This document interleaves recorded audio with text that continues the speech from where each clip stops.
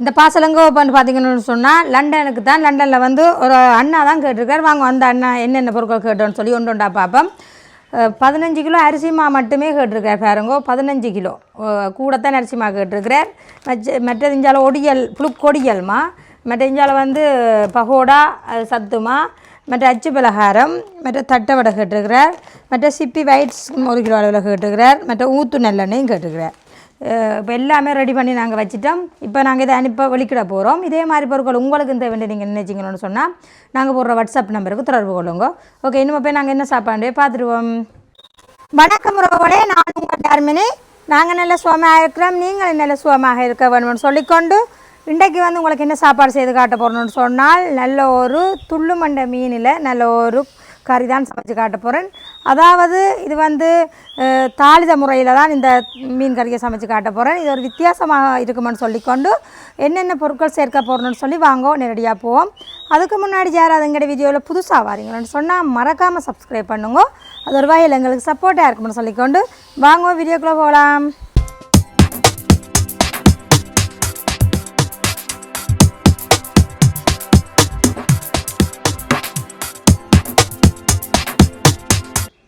வாங்க நாங்கள் தேவையான பொருட்களை பார்ப்போம். துள்ளுமண்டை மீன் எடுத்து நல்ல வடிவாக நீட்டாக எல்லாம் கழுவி நீட்டாக வச்சுருக்கிறோம். இஞ்சால வந்து தக்காளி பழம் வந்து ஒரு 2 வந்து வெட்டி வச்சுருக்கிறோம். இஞ்சால வெங்காயம், பச்சை மிளகாய், மற்ற கருவேப்பமில்லை, உள்ளி. இஞ்சால புளி வந்து அளவாக கரைக்கையில் இப்படி ஊற வச்சுருக்கிறேன். மற்ற இஞ்சால வெந்தயம், கப்பிப்பால், முதப்பால், மற்றது மஞ்சள் தூள் கொஞ்சம், கறித்தூள், உப்பு, மற்றது தேங்காய் எண்ணெய். இவ்வளோ தான் எங்களுக்கு தேவையான பொருட்கள். இப்போ நாங்கள் கொஞ்சமாக சட்டியில் எண்ணெயை விட்டு அடுப்பை ஆன் பண்ணி கொள்வோம். இப்போ வந்து நாங்கள் அடுப்பு ஆன் பண்ணிட்டோம். இப்போ சட்டியும் அடுப்பில் வச்சாச்சு. அளவான தேங்காய் எண்ணெய் சேர்த்துக்கொள்வோம்.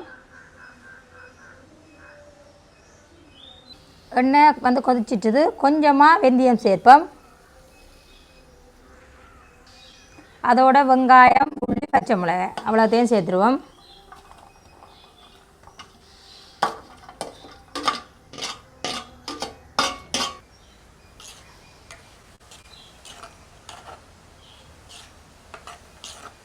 மண் சட்டி என்றபடியாக எங்களுக்கு அந்த சூடு தெரிய இல்லை.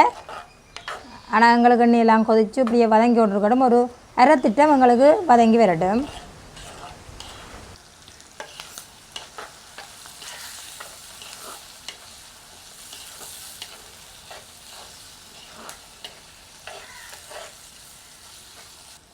இப்போ வந்து இந்த மாதிரி வதங்கினதுக்கு அப்புறம் வெங்காயம், பச்சை மிளகாய் எல்லாம் கருவேப்பமில்லை சேர்த்துருவோம்.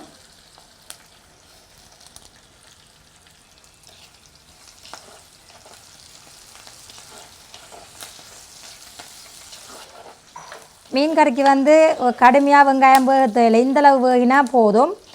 சில பேர் வந்து மீன் பொரிச்சும் வைப்பினோம். ஆனால் பொரிக்கிற மீன் கறி வந்து நான் இன்னொரு நாளைக்கு உங்களுக்கு செய்து காட்டுவேன். இந்த மெதட் வேறு மாதிரிக்கு இது வந்து நான் அப்படியே பச்சை மீனாக தான் இதுக்குள்ளே போட போகிறேன். ஆனால் அந்த கிடக்கிற எண்ணெயிலெல்லாம் அந்த மீன் வந்து அவிஞ்சி வரைக்குள்ள நல்ல டேஸ்ட்டாக இருக்கும். இப்போ வந்து இதுக்கு பிறகு நாங்கள் இதுக்குள்ளே தக்காளி பழம் சேர்த்துருவோம். அதில் பழுத்த தக்காளி பழமாக எடுத்துருக்கிறேன். வடிவாக அதையும் பிரட்டி விடுவோம்.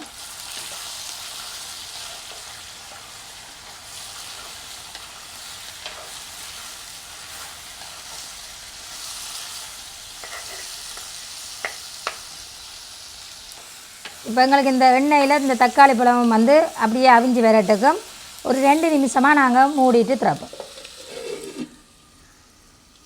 இப்போ எங்களுக்கு 2 நிமிஷமாக ஆகிட்டுது. ஓகே, இப்போ வந்து எங்களுக்கு தக்காளி பழம் எல்லாம் நல்ல வடிவாக அவிஞ்சி வந்துட்டுது. இப்போ இதுக்குள்ளே வந்து நாங்கள் பழப்புளியை புளிஞ்சு விட்டுக்கொள்வோம். அப்படியே பழப்புளி வந்து ஊற வச்ச நான் இதை கரைச்சிட்டு நாங்கள் இதோடு சேர்த்துருவோம். அப்படியே நாங்கள் வடித்து விடுவோம்.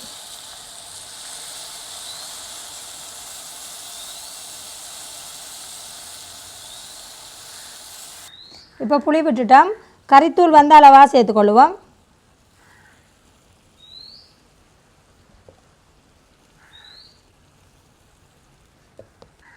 அதோட மஞ்சள் தூள் கொஞ்சமாக சேர்ப்போம். தேவையான அளவு உப்பு சேர்ப்போம்.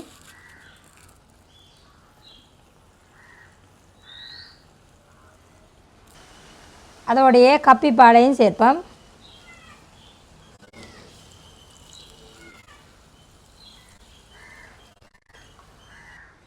அப்படியே நாங்கள் கிளறிடுவோம். இது வந்து இப்போ எங்களுக்கு ஒரு கொதி வரணும். கொதி வர நாங்கள் மீனை சேர்ப்போம். என்ன சொன்னால் மீனை முன்னுக்கே போட்டால் எங்களுக்கு மீன் வந்து கரைஞ்சிடும்.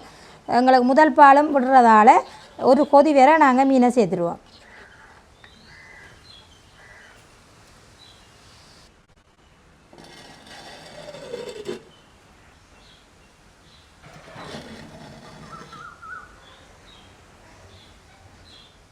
இப்போ எங்களுக்கு வந்து கொதிக்க வலிக்கிடுது.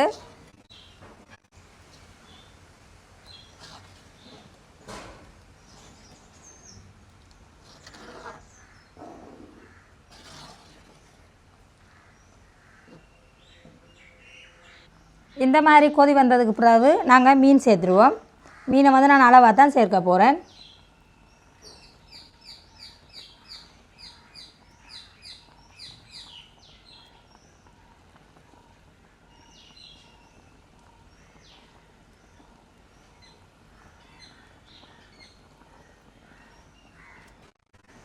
இப்போ வந்து இங்கால வந்து நான் அளவாக மீன் சேர்த்துருக்குறேன். இது வந்து டக்குன்னு அவிஞ்சிடும் எங்களுக்கு மீன் வந்து நாங்கள் அகப்பியால் வந்து கடுமையாக கிளற தேவையில்லை. பாருங்க, நான் எனக்கு தேவையான அளவு மீன் சேர்த்துட்டேன் கறியில். இஞ்சால் வந்து பார்த்திங்கன்னு சொன்னால் இஞ்சால் வந்து மீன் இருக்குது. இதை வந்து நாங்கள் பொரிக்க போகிறோம். அதனால் மிச்சத்தை வச்சுருக்கிறேன். சொன்னால் எல்லாம் கறிக்குள்ளே போட்டால் இஞ்சி சாப்பிட வேணும். அதனால் மிச்சத்தை பொரிப்போம். இப்போ இதுக்கு பிறகு நாங்கள் கொஞ்ச நேரத்தால் நாங்கள் முதல் பாலை சேர்ப்போம். இப்போ எங்களுக்கு இந்த 3 நிமிஷமாக இந்த புளியில் வந்து இந்த மீனெல்லாம் அவிஞ்சு வந்துட்டுது. இதுக்கு பிறகு நாங்கள் கட்டிப்பாலை சேர்ப்போம். கட்டிப்பாலை அளவாக சேர்ப்போம்.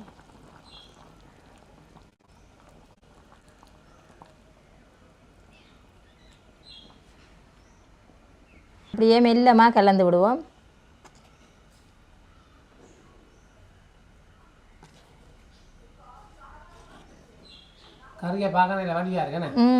என்னமா வடிவா அப்படியே கொதிச்சு நீங்கள் சொல்ல எனக்கு விடுற மாதிரி இருக்குது.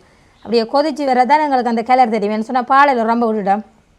நல்லா கட்டி பாலாக விட்டால் நல்லா டேஸ்ட்டாக இருக்கும். இப்போ மீன் வந்து எங்களுக்கு இந்த சும்மா நோமலாக இந்த வெக்கையில் அவிஞ்சாலே போதும். கிண நேரமாக நாங்கள் அகப்பியை வச்சு அப்படியே கிண்டி கொண்டு இருந்தோம்னா மீனெல்லாம் கரைஞ்சி போடும். அதனால் அளவான துள்ளு மண்டை மீனன்றபடியாக கொஞ்சம் அந்த புளியில் கொஞ்சம் நேரம் அவிய விட்டு நாங்கள் முதல் பாலை விட்டால் சரி.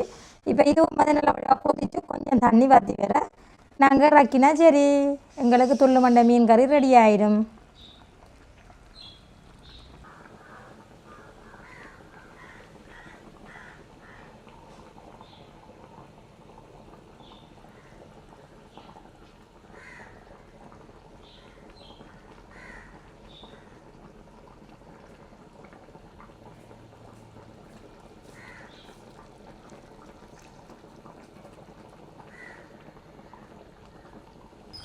மீன் கறி வந்து நல்ல வடிவாக துள்ளி துள்ளி கொதிச்சு கொண்டு இருக்குது. ஆனால் மீன் வந்து புக்கி ஆகி அந்த வத்து மட்டும் விடக்கூடாது. கொஞ்சம் தண்ணியாக இருந்தால் தான் நல்லா இருக்கும். தடித்த கறி மாதிரி ரக்கி கொள்ளலாம். வாங்க நாங்கள் பார்ப்போம். மீனை பாருங்கோ, நல்ல வடிவாக கறியாமலுக்கு நல்ல நீட்டாக இருக்குது. ஓகே, இப்போ வந்து நம்ம எங்களுக்கு இந்த கறி வந்து நல்லா தடித்தது காணும். இனிமேல் இந்த மண் சூட்டு சட்டியிலையும் வத்தும். அதனால் நாங்கள் இதை ரக்கி அப்படியே கீழே வச்சுடுவோம். பொழுண்டு இருக்குங்க பாருங்க. அடுப்பை நிப்பாட்டுவோம். எப்படி இருக்குது கறி வாசம்? பார்த்தீங்களா கீழே ரக்கி வச்சு போல துள்ளி கொண்டிக்குதாண்டு சூடு. கொஞ்சம் அப்படி அட்டங்க நாங்கள் ஒரு டேஸ்ட் பண்ணி பார்ப்போமா? இப்போ பாருங்கோ, இந்த அப்போவும் இந்த சூடு அப்படியே போயில்லைண்ணா, இன்னும் 10 போலக்குண்ணா நல்ல வடிவாக இருக்குது கறியை பார்க்க. இந்த மீன் முருகெல்லாம் அப்படியே இந்த கரையாத மாதிரி இருக்குங்க. இது எப்படி இருக்கும்? இப்போ நான் வந்து இனிமேல் தான் சாப்பாடு இதுக்கு செய்ய போகிறேன். மீன் முறியை பாருங்கோ, ஒன்றும் கரையாமலுக்கு அப்படியே இருக்குது. இப்படியே இந்த கறியோட சாப்பாடு சாப்பிட இப்படி இருக்கும். இப்போ நாங்கள் கொஞ்சமாக கறி எடுத்து டேஸ்ட் பண்ணி பார்க்க போகணும் இப்படி வந்துருக்கேன். சரியா சுடுவுதா? உப்பு புளியெல்லாம் சூப்பராக இருக்குது. அப்படியே வெறுமனையே குழம்பு குடிக்கலாம் போலோட.